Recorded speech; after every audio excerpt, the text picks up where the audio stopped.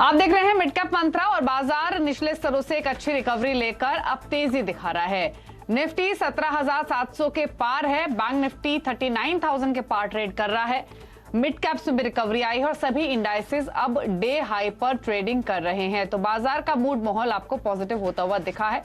एक अच्छी recovery lower level से अपने आते हुए दिखी है। इस समय के एक बार संकेत देख लेते हैं क्या है, उसके बाद कौन से सेक्टर्स पार्टिसिपेट कर रहे हैं उस पर भी एक नजर डालेंगे। लेकिन अगर एशियाई बाजारों को देखें तो निक्की 2.5% ऊपर है, हैंग सेंग 2.5% ऊपर है, कॉस्पी भी हरे निशान में है, शंघाई हालांकि आपको थोड़ा लाल निशान में दिखाई देगा।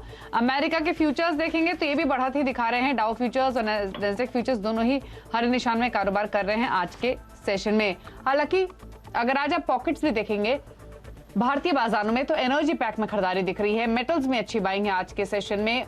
मिड कैप्स में देखेंगे तो ऑटो एंसिलरी स्टॉक्स ये मोमेंटम दिखा रहे हैं। गैस स्टॉक्स जिनका जिक्र हमने कल भी किया था, वहां पर एक एक्सटेंडेड मूव आज के सेशन में देखने को मिल रहा है।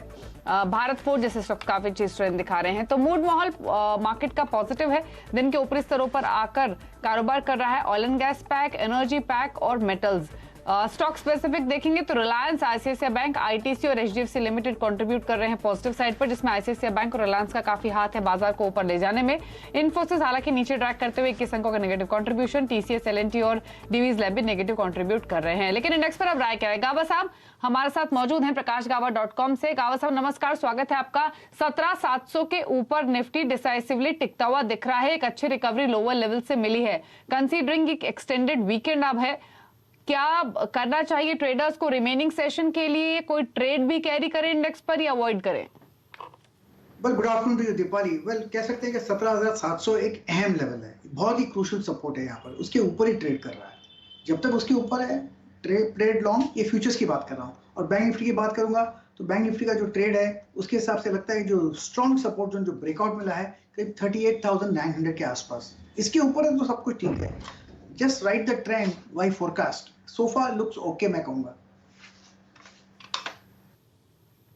ओके, तो निफ्टी बैंक में भी काफी अच्छी रिकवरी है। अब देखिए शार्प एक रिकवरी के साथ अब 39,045 पर कर रहा है ट्रेड। तो गाबा साहब स्टॉक्स बताइए, स्टॉक स्पेसिफिक भी मूव्स तो काफी अच्छे हैं मार्केट में। आपने कौन से दो ट्रेड्स आइडेंटिफाई किए हैं? मुझे आईसीआईसीआई प्रूडेंशियल अच्छा लगता है, आईसीआईसीआई प्रू ठीक ही लगता है मुझे। 550-52 का स्टॉप लगा चले तो 575 पॉसिबल है आईसीआईसीआई प्रू में। दूसरा स्टॉक जो मुझे पसंद है इस वक्त वो है इन्फो एज, यहाँ पर भी तेजी है। मुझे लगता है 4,600 पार कर लेगा। आप ट्रेड कर रहा है 4550 पे और स्टॉप लगाना चाहिए 4,500 इन्फो एज। ओके, तो इन्फो एज में खरीदारी की सलाह है और आईसीआईसीआई प्रूडेंशियल यहाँ एक तेजी का ट्रेड ले सकते हैं। अच्छा गाबा साहब, दो स्टॉक्स पे आपकी राय चाहिए। एक तरफ तो है आईजीएल एमजीएल गैस स्टॉक्स और दूसरी तरफ भारत फोर्ज। नंबर्स कर भारत फोर्ज क्या है, नंबर्स से पहले भी चल रहा था, नंबर्स के बाद भी चल और आज तो काफी स्ट्रॉन्ग अप मूव में है ये शेयर। सिमिलरली आईजीएल एमजीएल भी काफी स्ट्रॉन्ग परफॉर्मेंस दिखा रहे हैं। इन स्टॉक्स पर क्या राय है आपकी? अब भारत फोर्ज तो आज सुबह मैंने मॉर्निंग कॉल में दिया था, आज 8% अप है ऑलरेडी। तो मुझे लगता है इसका जो टारगेट था 780 वो अप्रूव हो गया, 800 का टारगेट था वो भी अचीव होगा। लेकिन भारत फोर्ज को थोड़ा लॉन्गर टर्म टाइम फ्रेम के हिसाब से देखना चाहिए। जो लार्जर टर्म स्ट्रक्चर है भारत फोर्ज का वो बढ़िया है। जो रिसेंट हाई हमने 850 देखा है वो लगता है वो पार कर लेगा, फिर 1000 की तरफ भी जाएगा from some long term perspective, medium term perspective. तो भारत फोर्ज में अगर डिप्स मिलती है तो खरीदारी का मौका रहेगा। रही बात आईजीएल की, मैं चार्ट निकाल लेता हूँ यहाँ पर। यस, इंदिरा गैस भी काफी हद तक अच्छा है। 360 380 जोन पर बहुत ही बढ़िया ब्रेकआउट मिला था। मुझे लगता है ये जा रहा है करीब 470 480 की तरफ जा रहा है as a matter of time. अब 429 पर ट्रेड कर रहा है। इसमें थोड़ा साइडवेज मूव मिलता है तो अच्छी बात है, थोड़ा डिप मिलता है तो भी अच्छी बात है, क्योंकि 380 में बहुत ही स्ट्रॉन्ग सपोर्ट जोन है। इसका भी पर्सपेक्टिव थोड़ा लंबा करना चाहिए। एमजीएल तो कल से एक अच्छा लग ही रहा था मुझे, अच्छी तेजी थी और इसमें लगता है इसमें भी एक बढ़िया मूव है। टारगेट एंड अपसाइड करीब 960 के है, अब ट्रेड कर रहा है 890 में। ये थोड़ा मीडियम टर्म के हिसाब से कह रहा हूँ, on higher time frame strong support zone करीब 800 के आसपास है एमजीएल। ओके, ठीक है, चलिए। तो एमजीएल आईजीएल पर व्यू मिला है, भारत फोर्ज पर पोजिशनल पर्सपेक्टिव से नजर रखिए। लेकिन अब बात करेंगे एमएससीआई की, क्योंकि एमएससीआई ने बदलावों का ऐलान कर दिया है। हालांकि अनुमान के मुकाबले बदलाव ज्यादा बड़े नहीं है। खबर की और डिटेल्स देने के लिए यतिन मोता हमारे साथ मौजूद हैं। तो यतिन बताइए क्या क्या चेंजेस हुए हैं, किन स्टॉक्स पर इंपैक्ट होगा इनफ्लोज और आउटफ्लोज के हिसाब से? देखिए, जहां तक कि एमएससीआई का सवाल है, छोटे बदलाव आए हैं अगस्त के महीने में। ये इतना बड़ा क्वार्टरली रिव्यू नहीं होता, लेकिन फिर भी अगर हम देखें तो काफी सारे स्टॉक्स हैं जहां एमएससीआई के बदलाव आपको देखने मिलेंगे 31 अगस्त 2022 को। तो जो इफेक्टिव डेट है एमएससीआई के बदलावों की वो है 31 ऑफ अगस्त। ब्रॉडली अगर हम देखें तो जो वेट चेंज है यहाँ आपको दिखेगा अदानी एंटरप्राइजेज में पॉजिटिव रुझान है, 150 करोड़ के आसपास का बाइंग फ्लो है। इसके अलावा अदानी पोर्ट्स और मदरसन सुमी में 60 से 70 करोड़ रुपए की खरीदारी आपको एमएससीआई में वेट इंक्रीज होने की वजह से आते हुए दिखाई देंगे। तो ये 3-4 जो है की वेट अप्स हैं। वेट कहाँ कम होंगे तो फ्रंटलाइन स्टॉक जैसे कि टीसीएस लगभग 280 करोड़ की सेलिंग यहाँ होगी। रिलायंस और माइंट्री में लगभग 180 से 200 करोड़ के आसपास की सेलिंग आपको मंथ एंड में देखने को मिलेगी। तो ये छोटे बदलाव हैं, कोई बड़े चेंजेस आपने ओवरऑल बेसिस पे इंडिया के वेटेज में नहीं देखे हैं।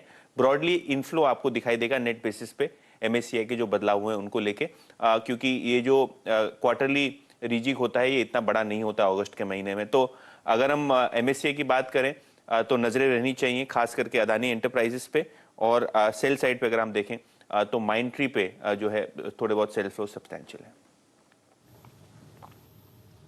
शुक्रिया नितिन आपका डिटेल्स बताने के लिए। तो अदानी एंटरप्राइजेज में 150 करोड़ के इनफ्लोज आते हुए दिखेंगे इन चेंजेस के बाद, और माइंट्री से 180 करोड़ का आउटफ्लो हो सकता है। अदानी एंटरप्राइजेज में कोई कमेंट गावा साहब का ले लेते हैं। फिलहाल 2855 के लेवल्स पर कर रहा है ट्रेड। गावा साहब देखिए एक बार अदानी एंटरप्राइजेज, खबर तो पॉजिटिव है, क्या व्यू है आपका? अडानी एंटरप्राइजेस वेल लगता तो ठीक ही है, लेकिन थोड़ा स्ट्रेच है, इसलिए साइडवेज मूव मिलता है तो ठीक है। बहुत नैरो बार है तो slightly cautious but upside on है। इतना कह सकता हूं कि यस करीब 2825 का स्टॉप सपोर्ट होना चाहिए, उसके ऊपर ट्रेड कर सकते हैं, उतना स्टॉप लगाना जरूरी है। ओके, तो अदानी एंटरप्राइजेस पोजीशनल पर्सपेक्टिव से हिसाब से गावा साहब ने ये व्यू दिया है। लेकिन चलिए अब बात करेंगे ग्रीव्स कॉटन की। ग्रीव्स कॉटन के नंबर्स आए हैं और नंबर्स जो हैं वो एक्सपेक्टेशन से बेटर रहे हैं, जिसकी वजह से स्टॉक 6% ऊपर भी है। आय में भी अच्छी ग्रोथ रही है और कंपनी ने 660 करोड़ के हाईएस्ट एवर क्वार्टरली रेवेन्यूज भी हासिल किए हैं। हालांकि मार्जिन पर थोड़ा दबाव रहा है। तो कंपनी के नंबर से बातचीत करने के लिए ग्रीव्स कॉटन के group chief financial officer Dalpat Jain हमारे साथ मौजूद हैं। जैन साहब नमस्कार, स्वागत है आपका। कंग्रेचुलेशन, रेवेन्यू फ्रंट पे तो काफी स्ट्रॉन्ग नंबर्स आपने पोस्ट किए हैं। तो पहले तो ये जानना चाहेंगे कि जो ये रेवेन्यू में इतनी स्ट्रॉन्ग ग्रोथ रही है उसमें सपोर्ट कहां से आया, क्या की ट्रिगर्स रहे जिन्होंने सपोर्ट किया ओवरऑल अर्निंग्स को? सो अगर हमारे thank you first having me on this forum. अगर हम लोग देखें हमारे 3 मेन बिजनेसेस में, तो हमने ग्रोथ ई मोबिलिटी में और एईबी ऑटो इंजन दोनों सेगमेंट्स में देखी है। E mobility year on year has grown almost 19 times, और अगर लास्ट क्वार्टर के कंपेयर में देखें तो उसमें 19% की बढ़ोतरी हमने रेवेन्यू में देखी। और हमारे ऑटो इंजन बिजनेस जो काफी प्रेशर में था लास्ट 3-4 क्वार्टर, वहां पे अभी हमने लास्ट 2 क्वार्टर से अच्छी रिकवरी देखी है with last mile mobility improving. वहां पे अभी क्वार्टर ऑन क्वार्टर 7% की ग्रोथ आई रेवेन्यू में, और non auto business and retail business also continue to do well. So overall 660 crore revenue, quarter on quarter around 7% growth, mainly driven by e-mobility and then auto engines. Okay अच्छा, मुझे margin front पर आपका view चाहिए था। Commodity prices higher side पर रहे हैं जिसकी वजह से आपके मार्जिन्स इंपैक्ट हुए हैं, लेकिन अब कमोडिटीज में भी हमने थोड़ा सा एज ऑफ आते हुए देखा है। अगर हम साल के हाई से और अब तक की सिचुएशन कंपेयर करें तो अब यहाँ से गोइंग फॉरवर्ड इनपुट कॉस्ट को लेकर, मार्जिन्स को लेकर क्या आउटलुक है? क्या एक्सपेक्ट करें कि स्थिति बेहतर होगी यहाँ से? एग्जैक्टली अगर हम लोग लास्ट क्वार्टर से कंपेयर करें तो ओवरऑल फिक्स्ड ओवरहेड्स वगैरह हमारे करीब फ्लैट रहे। इनफैक्ट हमने वहाँ पे कॉस्ट रिडक्शन प्रोग्राम रन किए थे तो उसकी वजह से कमी आई है। रॉ मटेरियल प्राइसेस में 0.5% की बढ़ोतरी हुई है compare to fourth quarter, and वो मेनली यूक्रेन रशिया वॉर की वजह से जो overall global commodity price increases बढ़ी थी उसका इम्पैक्ट था। वहाँ पे अभी हमने फर्स्ट क्वार्टर एंड में सॉफ्टनिंग देखी है, एंड उसका benefit as we go forward हमें क्वार्टर 2 और मे बी पूरा रियलाइजेशन क्वार्टर 3 तक उसका होगा, एंड हम यहाँ पे ग्रॉस मार्जिन में बढ़ोतरी देख सकते हैं। ओके अच्छा, ये 2 व्हीलर 3 व्हीलर यहाँ पर अभी डिमांड सिनेरियो कैसे बना हुआ है और आपके कंसिडरेबली ऑर्डर इनफ्लोस कैसे रहे हैं या क्या एक्सपेक्टेशंस हैं आगे के लिए? तो अगर अगेन वापस अगर हम लोग नंबर्स देखें तो करीब 2 व्हीलर्स में 30% वॉल्यूम की ग्रोथ आई है। मार्केट शेयर हमारा एम्पियर का 15% पे था, एंड जून एंड पे नंबर 2 पोजीशन में था इलेक्ट्रिक 2 व्हीलर सेगमेंट में। तो ओवरऑल हमने मार्केट शेयर में भी गेन देखा है और ग्रोथ अच्छी रही quarter on quarter. Three wheeler में थोड़ा सा कमोडिटी प्राइसेस की वजह से हमने प्राइस इंक्रीज लिया था और वहां पे थोड़ा प्रेशर हमने देखा प्राइस इंक्रीज की वजह से, लेकिन towards the end of the quarter and beginning of second quarter again we have started seeing volumes moving up in three wheeler segment. तो ओवरऑल इलेक्ट्रिक व्हीकल की तरफ जो ट्रांजिशन है और जो डिस्ट्रप्शन एक ऑटो इंडस्ट्री में इलेक्ट्रिक व्हीकल की वजह से दिख रहा है, वो डिमांड में क्लियरली रिफ्लेक्ट हो रहा है और हमारी वॉल्यूम की ग्रोथ मेनली उसी की वजह से ड्राइव हो रही है। ओके, ठीक है, शुक्रिया जैन साहब आने के लिए शो में और रिजल्ट्स पर बातचीत करने के लिए। आगे का आइडिया भी आपने दिया कैसी ग्रोथ दिख रही है, एंड गुड लक आपको आने वाले क्वार्टर्स के लिए। तो न्यू बिजनेस ने कंट्रीब्यूशन अच्छा किया है ओवरऑल रेवेन्यूज में, ई मोबिलिटी हो या फिर कंपनी के इंजन बिजनेस हो, वहां भी परफॉर्मेंस अच्छी रही है। स्टॉक की एक अच्छी शुरुआत, एक फ्लैट शुरुआत के बाद एक अच्छी रिकवरी हमने आते हुए देखी। फिलहाल 173 के आसपास कर रहा है ट्रेड।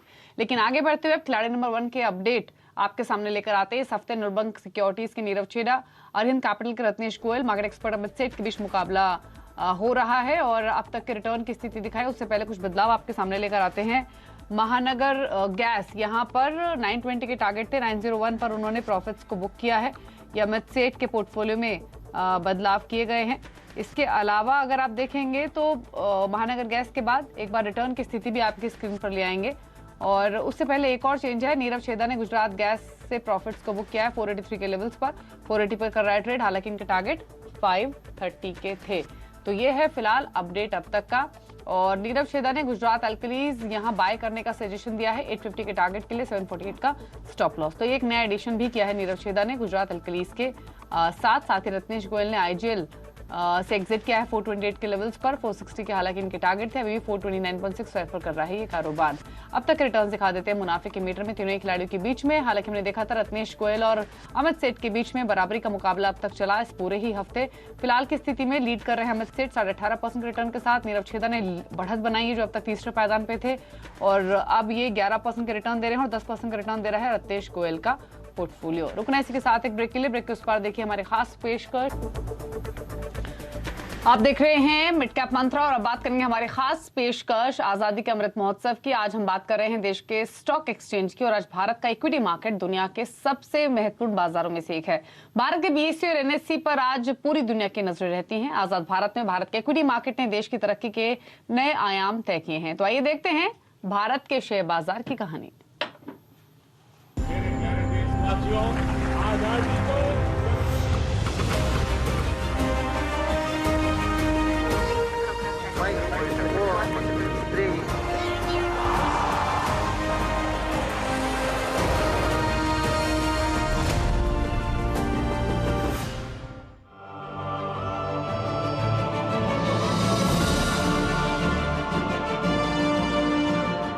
अमृत मंथन में आज हम बातचीत करेंगे कि किस तरह से देश का बैरोमीटर कही जाने वाली मार्केट्स यानी कि सेंसेक्स और निफ्टी का इवोल्यूशन होता हुआ दिखाई पड़ा। तो पिछले 75 सालों में एक बड़ा फेरबदल हमने अर्थव्यवस्था में तो देखा ही, लेकिन साथ साथ वो फेरबदल स्टॉक मार्केट के अंदर भी आया है। इसकी शुरुआत तो 18वीं सेंचुरी में ही आपको कहीं दिखाई पड़ेगी, लेकिन आज़ादी से ठीक 10 साल बाद यानी 1957 में देश को पहले एक्सचेंज को एक नोटिफाई किया गया।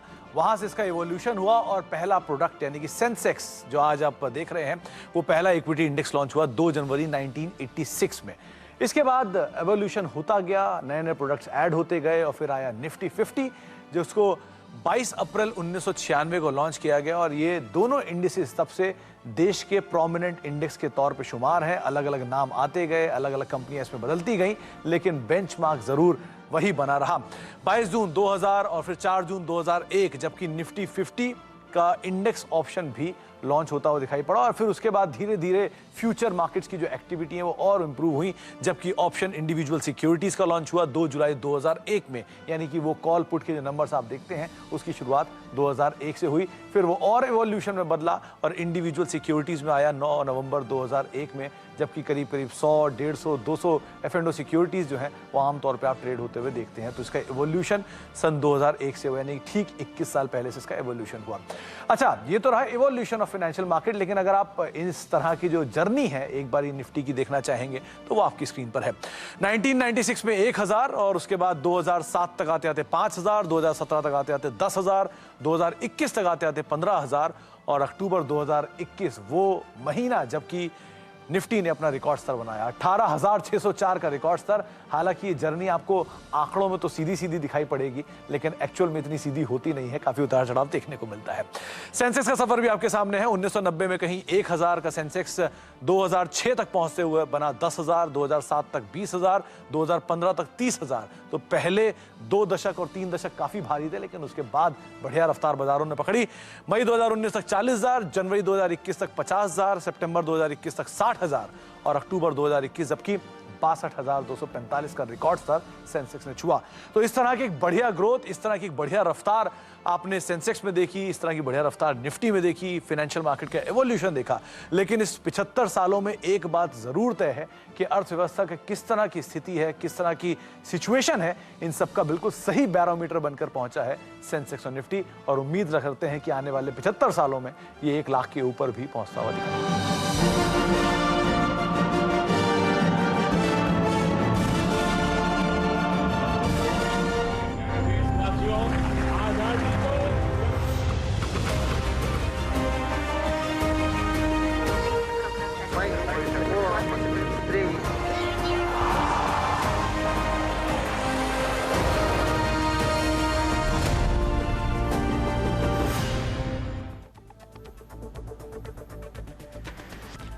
और इसी के साथ है शो में तो इतना ही, लेकिन आगे आजादी के अमृत महोत्सव का जश्न